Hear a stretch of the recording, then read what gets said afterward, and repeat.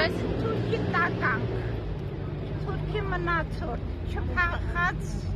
չփախած արցախցի եմ, բան ունես ասելու,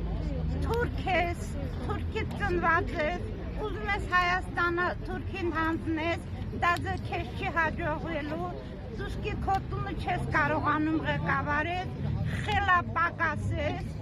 դիրքդ, կրթությունդ, տեսքդ չի համապատասխանում, գնա տունդ ղեկավարի, այգի տեղերը տեղ խմի, չփախած արցախցի եմ։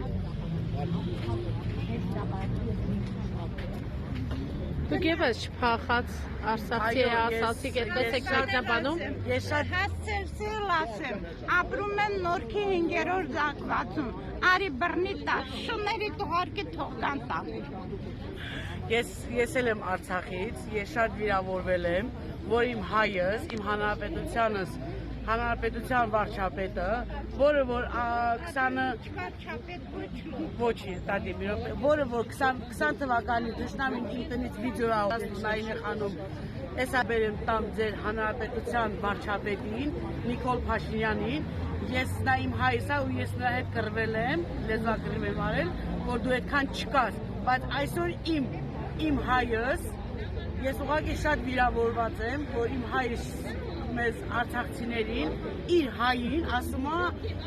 Արցախը թողել եք փախել, Արցախը ոչ մեկը չի թողել փախել,